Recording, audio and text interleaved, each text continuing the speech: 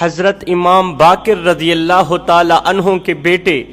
حضرت امام جعفر صادق رضی اللہ تعالی عنہ فرماتے ہیں جس گھر میں ایسے کام زیادہ ہوتے ہوں وہ گھر جلد اللہ کی گرفت میں آ جاتا ہے، وہ گھر جلد از جلد تباہ ہو جاتا ہے۔ کسی نے پوچھا یا حضرت کیسے کام زیادہ ہوتے ہوں؟ تو آپ نے وضاحت کرتے ہوئے فرمایا جس گھر میں کسی بھی فرد پر ظلم و ستم کے پہاڑ توڑے جاتے ہوں، کسی کو مارا پیٹا جاتا ہو، کسی کا دل توڑا جاتا ہو، زبان کے ذریعے یا ہاتھوں کے ذریعے کسی کو ایذا دی جاتی ہو، گھر کے کسی بھی فرد پر جبر کیا جاتا ہو، کسی کی آنکھوں سے آنسو نکالے جاتے ہوں، کسی کی آنکھیں اشکبار کی جاتی ہو، گھر میں تشدد کیا جاتا ہو، خواہ وہ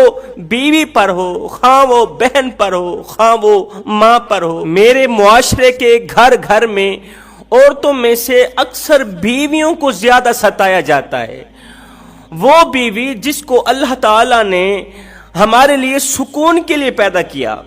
لذت اٹھانے اور ہماری نسل کو بڑھانے کے لیے پیدا کیا۔ میرے کریم نبی سے پوچھا گیا یا رسول اللہ دنیا میں سب سے زیادہ بہترین انسان کون ہے؟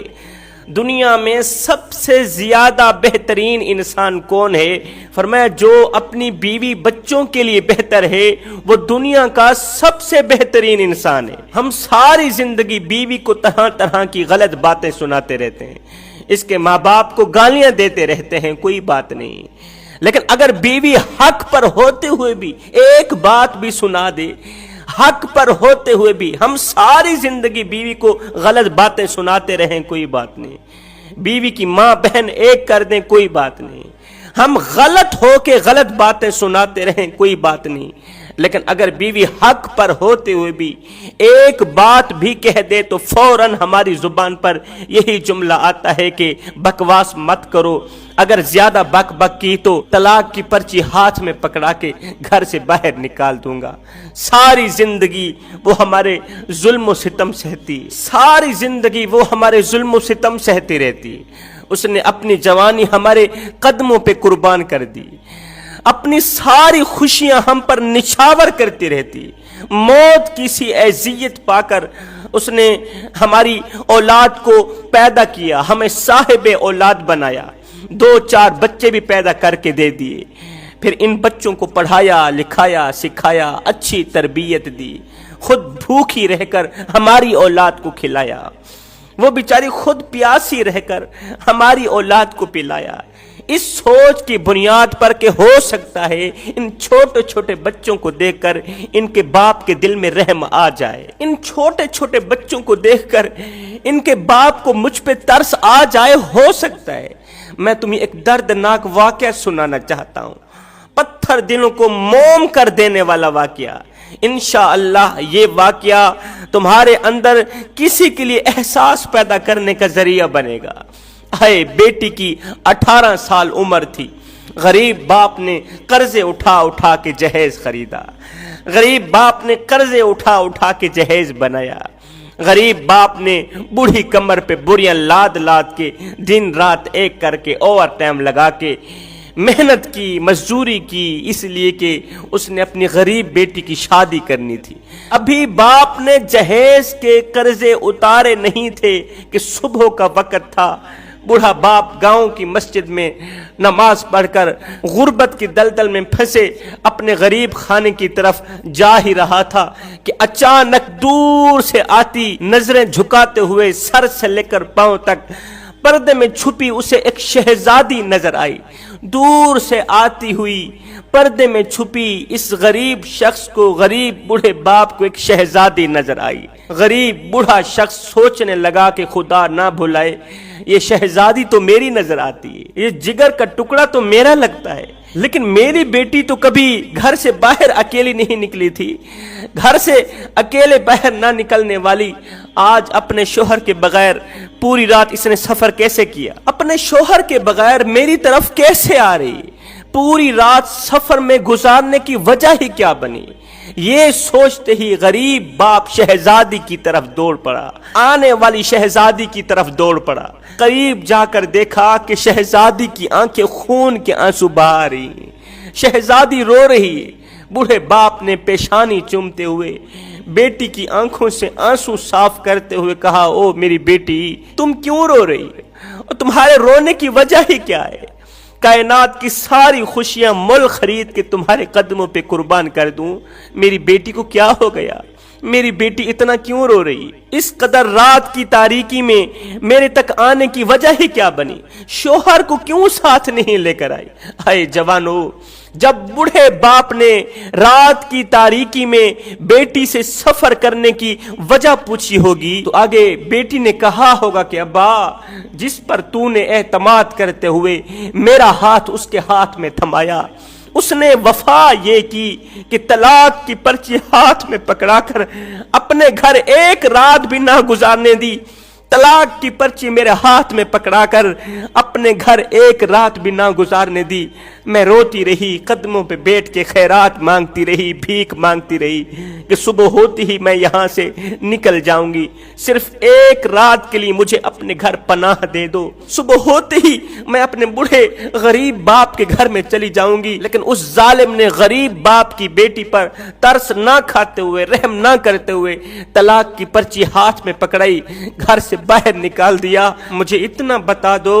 کہ اس وقت اس باپ کے دل پر کیا گزری ہوگی؟ کیا بیٹی کے درد بھرے جملوں نے باپ کا جگرا نہیں پھاڑ دیا ہوگا؟ باپ کا کلیجہ نہیں پھٹا ہوگا؟ اس غریب اور کمزور باپ نے اللہ سے شکوہ نہیں کیا ہوگا؟ جب غریب باپ نے رو رو کر اپنے رب کو فریادیں سنائی ہوں گی تو کیا خیال ہے فرشتوں کو رونا نہیں آ گیا ہوگا؟ فرشتوں نے اس کی بد دعا پر آمین نہیں کہا ہوگا؟ ہائے، کسی کو اتنا مت ستاؤ میرے بھائیوں، کسی کو اتنا مت رلاؤ کہ وہ اللہ کے سامنے تمہارا نام لے کر رو پڑے۔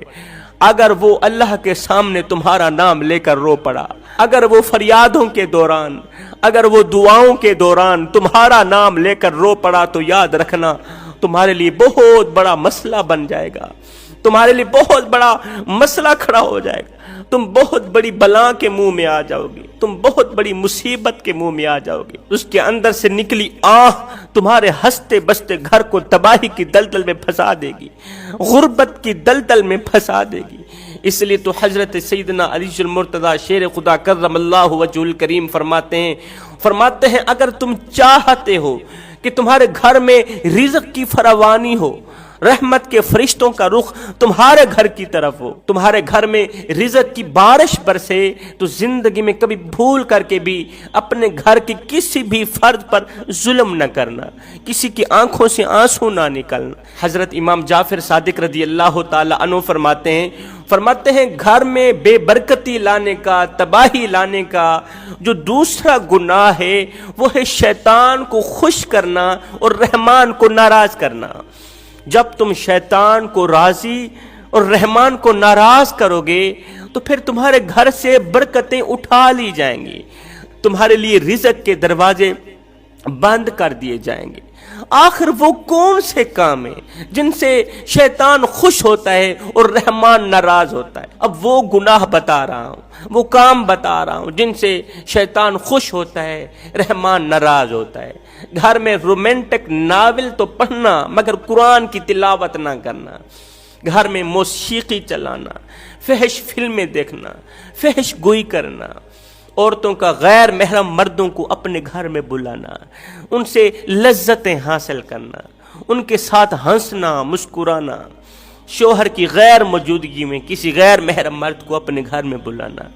یا شوہر کی اجازت کے بغیر کسی بھی عورت کے گھر سے باہر نکلنا، گھر میں اونچی آواز میں موسیقی لگا کر ہمسایوں کے آرام میں خلل ڈالنا، ہمسایوں کو تکلیف دینا، ہمسایوں کو درد دینا، ہمسایوں کا جینا حرام کر دینا،